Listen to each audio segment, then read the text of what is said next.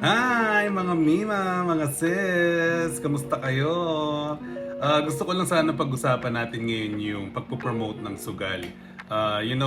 Usong-uso ngayon yan. Nakikita natin madalas yan sa YouTube, sa Facebook, sa TikTok, everywhere. Nakikita natin sa mga influencers natin yan and sa mga streamers yung pagpo-promote ng betting and online casino. Ako naman, bago lang na content creator, so I'm very thankful na napapansin na tayo ng mga companies ngayon, ng mga agents na to na nagme-message sa akin kung pwede ko silang i-promote. And meron na akong na-decline ng mga offers, meron na mga nagme-message sa akin, and meron pa rin nagme-message sa akin about this. And meron akong mga friends personally na tinatanong ako kung bakit ko dinecline yung mga offer na yun. But don't get me wrong, I'm very thankful dun sa mga opportunity na yun na dumadating sa akin, and I'm trying to say yes to everything, but hindi lang siguro talaga ako fan ng pagpo-promote ng sugal. Me personally, ayoko mag-encourage ng viewers, ng audience ko na magsugal. Kasi alam naman natin na kung titignan nyo, mas mataas yung risk kaysa sa reward pag nagsugal ka.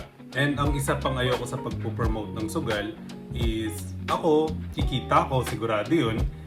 Pero ayoko nung meron ako may influensyahan sa inyo na magsugal kahit na 5 below kayo na may influensyahan ko ng sugal, hindi natin masabi na pwedeng masira yung buhay nyo dahil sa pagsusugal na yun.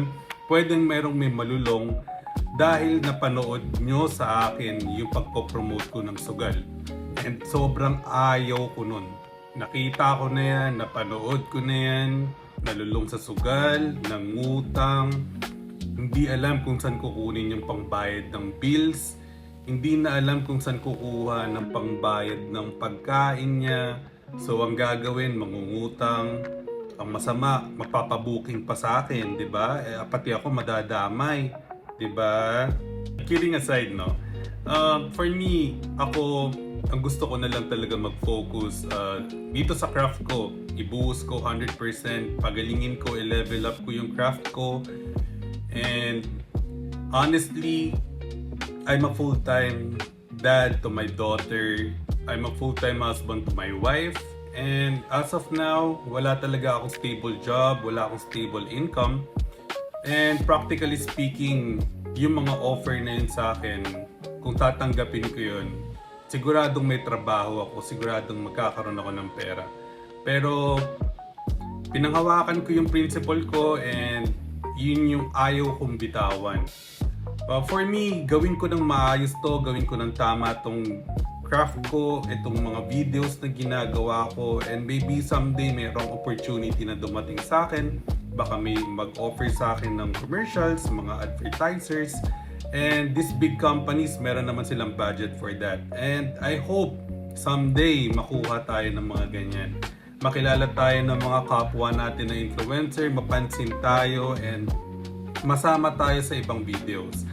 As long naman na ginagawa ko ng tama to, and pinapagaling ko yung sarili ko dito sa ginagawa natin, I think for me that's the right way na lang to do. And again, hindi pa naman ako sobrang kilalang kilala or malaking influencer, content creator, but for me, ito yung tamang steps na gawin ko dahil napanood ko na yan, nakita ko na yan sa iba.